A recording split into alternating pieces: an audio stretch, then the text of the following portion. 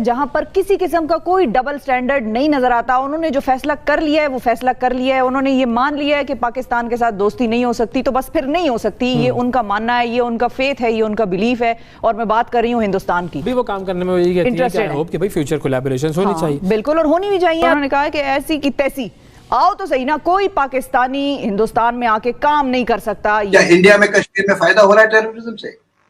कहीं पर भी फायदा नहीं हो रहा। Why are you going on creating terrorist camps across the line of control through 20-30 camps? 700-800 आदमी वहां ट्रेन हो रहे हैं। Pakistan has to stop it first.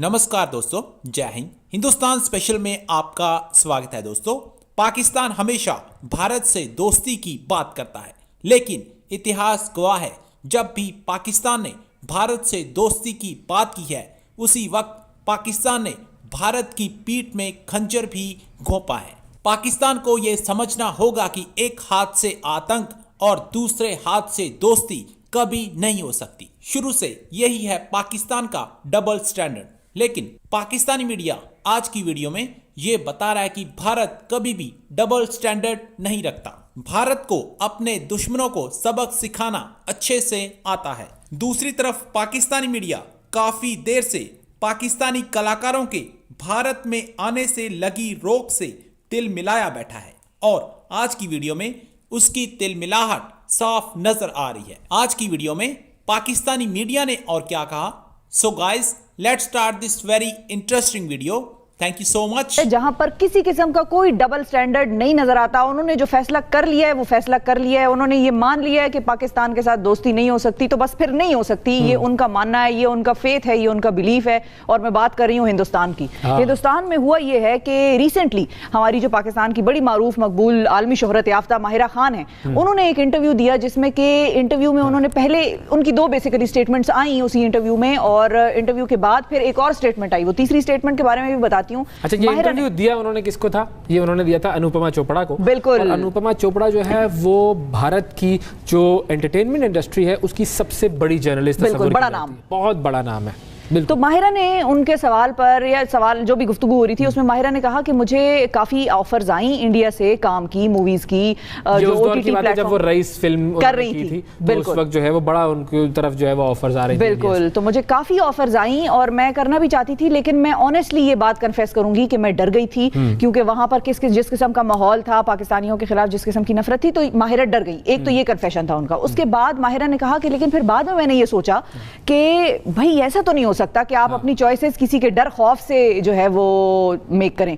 तो लेट्स नॉट फॉरगेट कि भाई सब फ्री हैं और मैं जो चाहूं कर सकती हूं। तो फिर मैंने खुद को कहा कि नहीं यार, ये नहीं हो सकता कि कोई और मुझे डिक्टेट कर रहा हो और किसी और के डर की वजह से मैं काम ना करूं। तो फिर मैंने खुद को अपना ये फैसला बदला और मैं काम करने में बड़ी इंटरेस्टेड रही हूं। और अब भी वो काम करने में इंटरेस्टेड है कि भाई फ्यूचर कोलैबोरेशंस होनी चाहिए। बिल्कुल, और होनी भी चाहिए। अब ये चीज सिर्फ पाकिस्तानी समझते हैं, हिंदुस्तानियों को समझ नहीं आती, और हिंदुस्तानियों में सारों की बात मैं नहीं कर रही, लेकिन ये है कि अब बताती हूँ तीसरी जो स्टेटमेंट थी जो ज्यादा परेशान कौन है, वो है जी, उन्होंने कहा कि ऐसी की तैसी आओ तो सही ना, कोई पाकिस्तानी हिंदुस्तान में आके काम नहीं कर सकता, ये हमारे दुश्मन है। ये स्टेटमेंट उनकी आई है, और इधर इनकी किसी किस्म की डुअल पॉलिसी नहीं है। जहां पर उन्होंने हमें दुश्मन माना हुआ था 1947 से आज तक, हम उनके दुश्मन ही है। चाहे हम उनको ऑक्सीजन ऑफर कर दें, चाहे हम उनको मदद ऑफर कर दें, चाहे हम उनके साथ किसी इंसानी जो भी इश्यूज हैं उस पर नेगोशिएशन पे बैठ जाएं, चाहे हम जो मर्जी कर लें अच्छाई उनके साथ, उन्होंने ठानी हुई है कि उन्होंने हमारा दोस्त नहीं बनना। ये ऐसा ही सिलसिला। अच्छा, ये इनकी बहुत सारी हरकतें हमारे सामने पहले भी आ चुकी हैं, क्योंकि ये वो लोग हैं कि जो कि पाकिस्तानी फनकारों को ज़दोकोब करते रहे हैं, तशद्दुद करते रहे हैं। जो फनकार वहाँ पर गए हैं, उनको डराया धमकाया गया है, मतलब मारा गया है, फिजिकली असॉल्ट किया गया है उनको। और तो एक क्रेडिट मैं जरूर उनको दूंगी कि उनकी इस मामले में कोई डुअल पॉलिसी नहीं है, लेकिन वेस्ट की दोबारा इधर भी डुअल पॉलिसी है। यहाँ पर उनकी भी डुअल पॉलिसी है कि हिंदुस्तान वो नहीं है, वो जो होता है ना कि हम आह भी भरते हैं तो हो जाते हैं बदनाम, वो कत्ल भी करते हैं तो चर्चा नहीं होता, उनके कत्ल भी किसी को नजर नहीं आते, और हमारी आहें भी जो है लोगों को परेशान कर देती हैं। तो आजाद शायरी की तरफ जो है आप, जब मैं जज्बाती हो जाती हूँ ना, फिर मैं कुछ नहीं देखती। सही बात है, गुड। ये तो इस वक्त मुझे गुस्सा आया हुआ है। मतलब आप अंदाजा लगाएं, माहिरा अगर वहाँ काम कर रही हैं या फवाद वहाँ काम कर रहे हैं, तो हमें तो प्रॉफिट कम हो रहा है, हमारा अदाकार वहां जा रहा है। जो है एक आखिरी मैं पॉइंट ये ऐड करना चाहूंगी कि आप देखिए कि अब पिछले कुछ दिनों से जो पाकिस्तान और भारत के बीच दोस्ती की बात हो रही है, तो पाकिस्तान की तरफ से भी जो है वो दोस्ती के कई मौके जो है उनका वो किया गया कि हम ये करेंगे, लेकिन उसके बाद किसी ना किसी तरह जो है वो कहीं ना कहीं हम रुक गए। और आपने बिल्कुल सही कहा कि एक तो इकोनॉमी की जो सूरत हाल है पाकिस्तान की, और उसके साथ पेंडेमिक, तो ये तमाम चीजों में उलझा हुआ एक मुल्क और बिल्कुल भी ये नहीं चाहता कि जंग हो, और इस सिचुएशन में नहीं है, अफोर्ड ही नहीं कर सकते, जंग अफोर्ड ही नहीं की जा सकती। मेरा ख्याल है जंग कभी भी किसी भी मुल्क को अफोर्ड नहीं करनी चाहिए और नहीं हो सकती।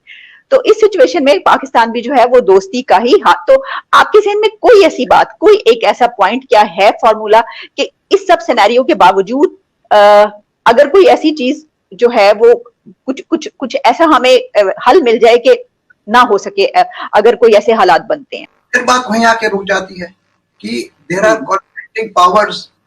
एक तो पावर ये है कि चाहती है कि तरक्की हो, इकोनॉमिक डेवलपमेंट हो, ट्रेड हो, शांति हो जाए। दूसरी चाहती है कि नहीं, हम तो नहीं शांति चाहते, हम तो अपना रुतबा चलाएंगे। What does terrorism want? Kashmir में फायदा हो रहा है टेररिज्म से? कहीं पर भी फायदा नहीं हो रहा। तो जो एक मैच्योर लोग हैं, जो पढ़े लिखे लोग हैं, जो समझदार लोग हैं, इंडिया में भी हैं, पाकिस्तान के अंदर भी है, अफगानिस्तान के अंदर भी है, अमेरिका में भी है, वर्ल्ड ओवर है, उन्हें ये सोचना चाहिए कि भैया टेररिज्म का, so the whole thing boils down to terrorism. और अगर हम सब मिलकर टेररिज्म में जुड़ना शुरू कर दें तो मसला काफी हद तक हल हो सकता है। अफगानिस्तान की लड़ाई शुरू क्यों हुई? क्योंकि there was a major terrorist incident in America. तब तो उसने रिस्पॉन्ड किया ना, और उसका नतीजा क्या निकला? Osama bin Laden has been killed in Pakistan. और पाकिस्तान को मालूम तक नहीं कि उसामा बिन लादेन उनके घर में रह रहा है। Of course, that's a different matter. We can discuss that at length. That's no longer a point of discussion. But the issue is कि हम लोग सब चाहते हैं शांति, डेवलपमेंट, लेकिन अगर कोई फोर्सेस हमको प्रमोट कर, पुश कर रही हैं टुवर्ड्स डिस्ट्रक्शन, तो we have to stop it. No, we have to jointly stop it. Pakistan has to stop it first. Why are we cultivating terrorists? We have to stop it in Pakistan. Why are you going on creating terrorist camps across the line of control? Through 20-30 camps, 700-800 आदमी वहां train हो रहे हैं. Why are we doing it? We have to stop this. It is a very serious matter which people seem to neglect it. एक terrorist incident हो गया, 15 आदमी मार दिए. अरे भाई, उससे क्या हो रहा है? क्या ह्यूमैनिटी को कुछ फायदा हो रहा है? क्या आपकी नजरों में कोई आप बड़े पावरफुल बन गए?